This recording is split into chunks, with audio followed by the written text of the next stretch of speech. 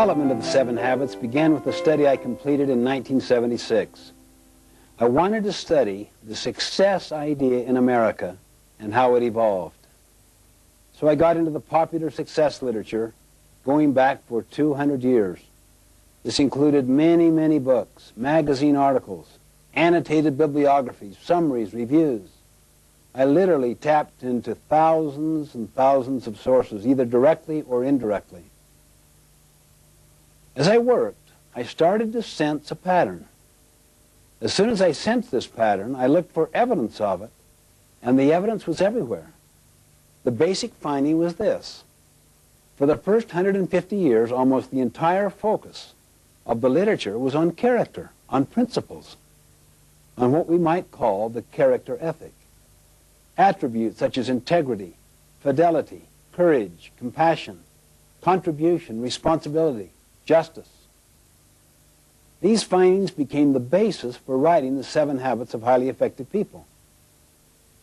And then, because of many, many societal forces, the emphasis gradually shifted in the early 1900s, particularly in the 20s and the 30s, away from the character ethic to what we might call the personality ethic, which focused more on techniques than on principles. You are probably familiar with many books that illustrate the literature of the personality ethic. They basically deal with how to take care of yourself, how to look good, how to dress in particular ways, how to create the right image. In other words, the personality ethic focuses on how to appear to be rather than on how to actually be.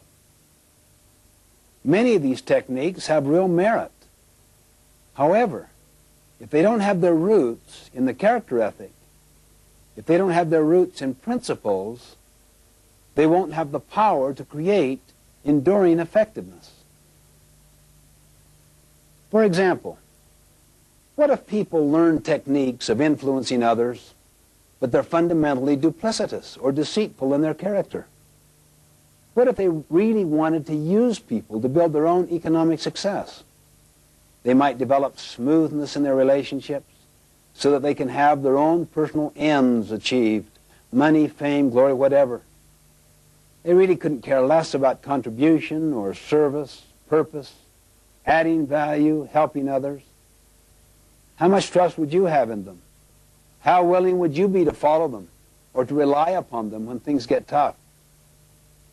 You know, one time I had a student come to me and say, "How am I doing in your class?"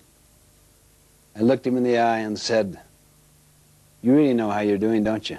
A lot better than I do. How are you doing?"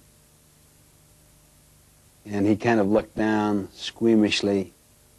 "Well, not too good, I guess. I just had kind of a rough time lately, and maybe I haven't applied myself as much as I should have." You really came to find out how well you'd psyched me out, how well you'd psyched out the system, isn't that right? When in fact, you kind of know in your heart how you're doing. "Well, how am I doing?" he said. "How are you doing?" Let's focus on what's really happening, not on what's appearing to happen. You see, this whole personality ethic with its technique focus is like the tip of an iceberg. The tip, or that part which is seen on the surface by others. It's above the water. The character ethic is like the great mass of the iceberg under the water. People often do no work in the foundation, where the great mass is, where the greatest long-term impact is. Too many people give all their energy and focus to the tip of the iceberg. That is, to learning techniques that others can see. You see this even in organizations, not just individuals. You see, programs change. Practices change. Principles do not change. If we help individuals and organizations to internalize principles, they will know how to adapt the practices to address specific situations. Let me emphasize that techniques have their place. They're very important. I really mean that. I mean, you want good human relations techniques, public relations techniques, communication techniques, management techniques. But when we use techniques to cover our own lack of character, they become manipulative. They undermine trust and confidence. You see, what we really need is the character ethic. And that's essentially what the 7 Habits is about.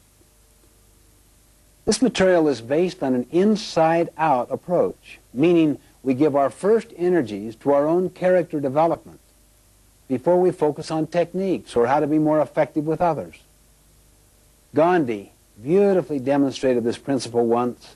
A mother came to him and said, "Would you help my child reduce the amount of sugar he is eating?"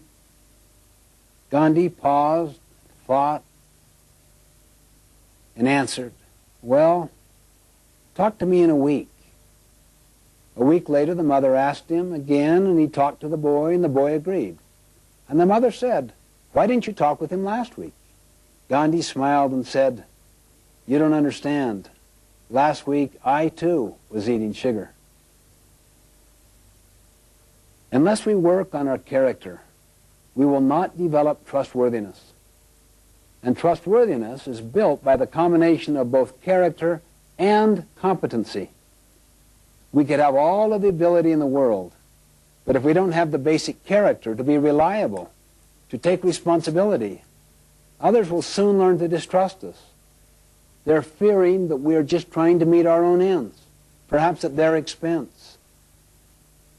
In my opinion, unless we return to the character ethic, we won't have the basic foundation of trustworthiness. That's what leads to trust, which is needed to build effective interpersonal relationships. In the final analysis, what we are communicates far more eloquently than anything we say or do. I love the quote of Henry David Thoreau: "For every 1,000 hacking at the leaves of evil, there is one striking at the root." In other words, let's work primarily on the roots to begin with and build a foundation of trustworthiness. This is one of the key areas of focus in the 7 Habits, to build character and competence and to restore trustworthiness and trust in our lives, in the lives of our families, our organizations. Trust and trustworthiness really are the basis of personal and interpersonal leadership. It's the foundation of all true effectiveness.